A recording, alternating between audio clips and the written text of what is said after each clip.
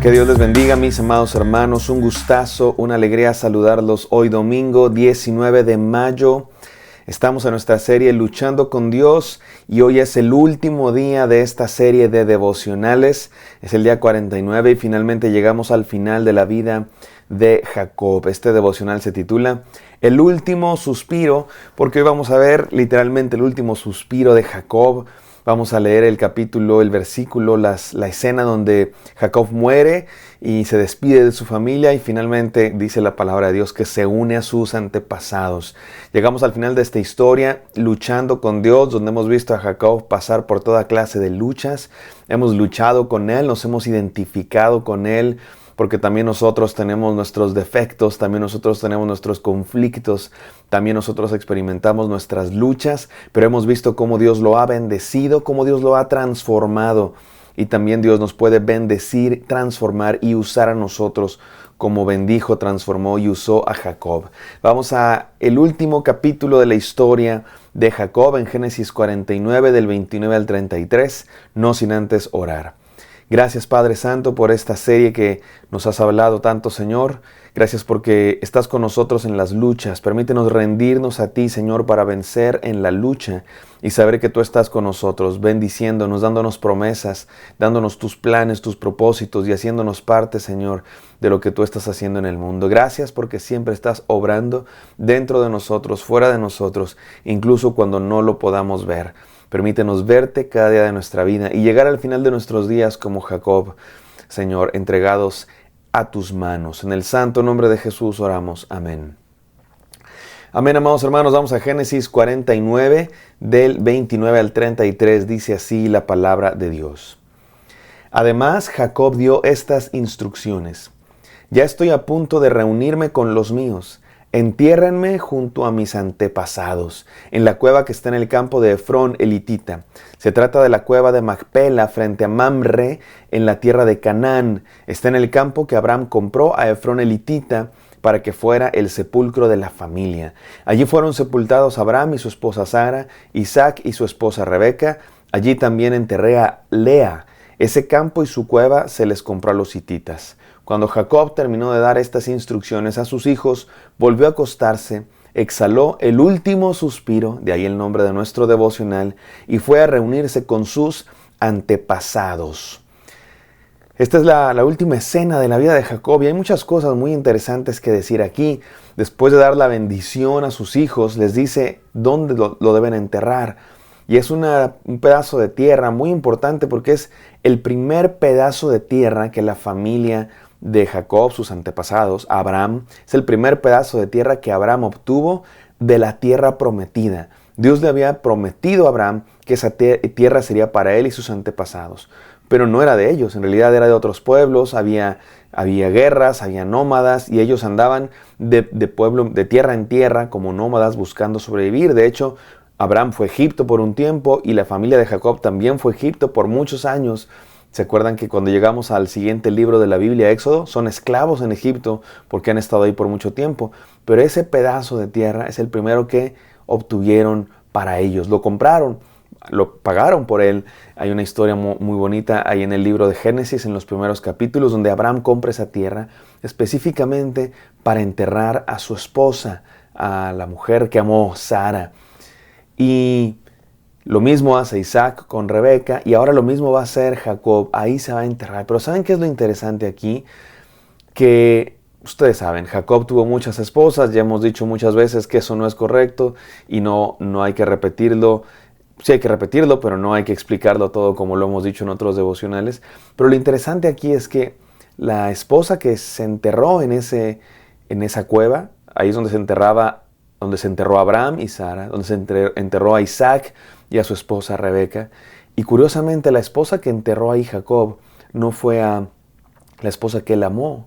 La esposa que él amaba se llamaba Raquel y ella estaba enterrada en otra cueva cerca de Belén, la ciudad que antes se llamaba Efrata. Y por eso se habla tanto de Raquel como la que llora por sus hijos cuando hay una matanza. ¿Se acuerdan cuando Jesús nace en días del rey Herodes? Y Herodes quiere matar a todos los niños para ver si puede matar al Mesías, que es Jesús. Pero Jesús huye con su familia Y dice la Biblia, y en Mateo se recuerda una frase del Antiguo Testamento que nos recuerda a Raquel, esa mujer que fue enterrada ahí y que se convirtió en una especie de símbolo para aquellas mujeres que lloran por sus hijos, aquellas mujeres que sufren porque sus hijos sufren. Y cuando el pueblo de Dios sufre, se habla de Raquel como esa madre que sufre por sus hijos. Ahí fue enterrada Raquel, pero esa es otra cueva. La cueva donde fue enterrado Abraham, Isaac y ahora Jacob, dice que lo entierren también a él, es la cueva que está en el campo de Macpela, así se llama, la cueva de Macpela, en el campo que le compraron a Efrón elitita frente a Mamre, en la tierra de Canaán. Y ahí la que está enterrada no es Raquel, sino Lea, la esposa que había sido despreciada, la esposa que había sido menos amada, y que vimos que Dios la bendijo de manera especial, porque Dios bendice a los que son despreciados y discriminados. Pero en esta ocasión, al final de los días, parece que Jacob reconoce que el plan de Dios iba a continuar no a través de los hijos de Raquel, sino a través de los hijos de Lea, precisamente uno de los hijos, Judá. Jacob entiende los planes de Dios. Jacob entiende que Dios tiene planes específicos para Lea y por eso fue enterrada ahí, porque esa era, digamos, la cueva que representaba la promesa de Dios, la continuación de la promesa de Dios de generación en generación. Y Jacob reconoce que Dios tiene un plan. A veces es así, mis amados hermanos, Dios tiene planes y a veces los planes de Dios son diferentes a los nuestros. Dice la palabra de Dios, confía en Jehová y no en tu propia opinión. En nuestra propia opinión, dicen los proverbios, todos somos inteligentes, pero Dios es el que pesa los corazones. Dios tiene planes, mis amados hermanos, y a veces son diferentes a los que nosotros tenemos. Merece que estemos dentro de los planes de Dios, no dentro de nuestros propios planes. Que hagamos de Dios nuestros planes y que sigamos a Él. Déjeme ir a las enseñanzas, 3 enseñanzas para este último devocional. Número 1, gastemos la vida en el plan de Dios. Mis amados hermanos, gastemos nuestra vida en el plan de Dios. No siempre en nuestros planes, sino en el plan de Dios. ¿Por qué estás viviendo, mi amado hermano? ¿A quién le estás entregando tu vida? ¿A tus propios proyectos? ¿A tus propios planes? ¿Qué te parece si cambias de perspectiva por un momento y en vez de decirle a Dios, Señor, bendice mis planes, le dices a Dios, Señor, ¿cuáles son tus planes para mi vida? Que quiero cumplirlos.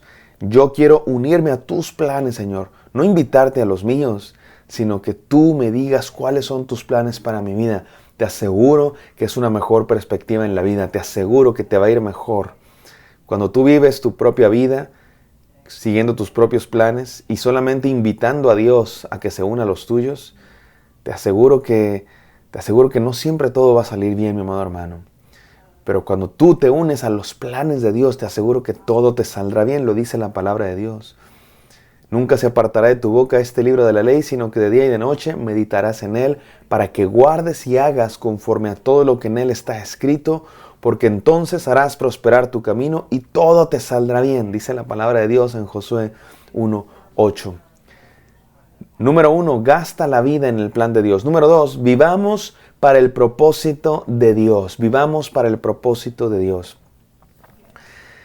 Es bonito ver a Jacob llegando al final de sus días, diciendo, me voy tranquilo, bendigo a mis hijos, continúo en la promesa de Dios, yo me voy a unir a mis antepasados. Es bonito ver gente que llega al final de sus días con esa tranquilidad de que hizo lo que fue llamado a hacer, de que dio gloria a Dios, de que vivió para Dios, de que gastó su vida en los planes de Dios. Y qué triste llegar al lecho de muerte, qué triste llegar a nuestros últimos días con más hubieras que otra cosa, con más lamentos que otra cosa, diciendo, híjole, ¿cómo no hice esto? ¿Cómo no hice aquello? Me faltó hacer esto. Les he contado ya en otras ocasiones que en alguna vez yo trabajé, hice mi servicio social cuando hice la universidad en el Instituto de Investigaciones Filológicas de la Universidad Nacional Autónoma de México. Es un instituto de investigación de literatos y ahí trabajan los grandes literatos de nuestro país, lingüistas, escritores, autores, filósofos de la lengua. Y mi trabajo consistió en algo muy interesante. Fue muy bendecido porque mi trabajo no era para nada algo tedioso, sino al contrario.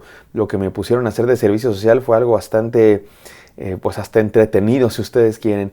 Y fue entrevistar a los grandes maestros grandes autores, vacas sagradas del Instituto de Investigaciones Filológicas, literatos, autores, lingüistas, escritores, filósofos de la lengua, y entrevistarlos, hacerles preguntas, grabar videos y luego editar los videos, hacer una versión larga de toda la entrevista y luego una versión corta con las partes más interesantes. Y ese fue mi trabajo, pero hubo algo que me llamó la atención. A todos les preguntábamos, ¿qué le falta por hacer? Son gente que tiene una carrera de 30, 40 años en la Universidad Nacional y les preguntábamos, ¿qué más les falta por hacer? Y es bien interesante que muchos de ellos, de hecho la mayoría, contestaban como con una especie de melancolía, nostalgia, incluso tristeza, hasta les cambiaba el semblante y decían algo así como, me falta por hacer, pues creo que tengo más cosas por hacer que el tiempo que me queda por hacerlas.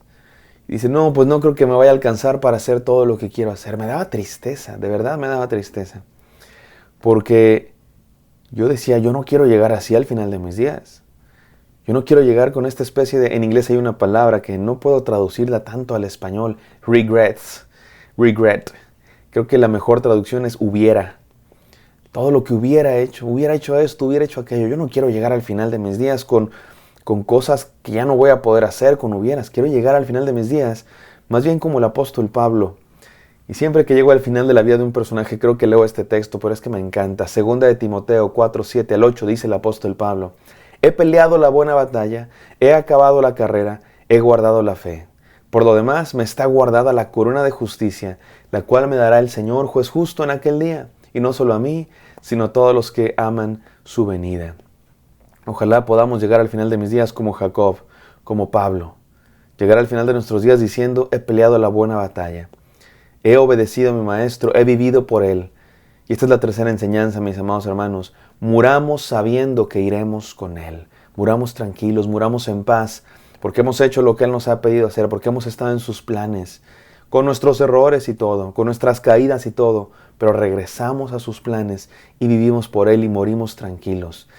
Dice muy interesantemente Jacob, me voy a reunir con mis antepasados. En esta época no hay todavía una concepción de cielo, de vida eterna. Recuerden, Dios se está revelando poco a poco a su pueblo y todavía no tienen la Biblia, todavía no viene Cristo Jesús, todavía no saben todo. Pero esto de reunirme con mis antepasados implica una esperanza de que en los planes de Dios la muerte no es el final, hay algo más. Él lo pone en términos de reunirme con mis antepasados. Ustedes y yo sabemos lo que significa eso, ir a la presencia de Dios por la eternidad. Y cuando vivimos en los planes de Dios sabemos que la muerte, mis amados hermanos, es reunirnos con nuestro Señor. Jacob lo dice de una manera muy interesante porque él sabe que sus antepasados representan el plan de Dios. Así es que de alguna manera entiende que morir significa incluirse eternamente en el plan de Dios. Él todavía no tiene esta concepción de vida eterna, pero ya desde entonces entiende que la muerte implica estar en el plan de Dios.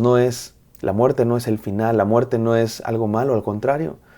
La muerte es llegar. La muerte es malo para los que nos quedamos, que extrañamos al que se va.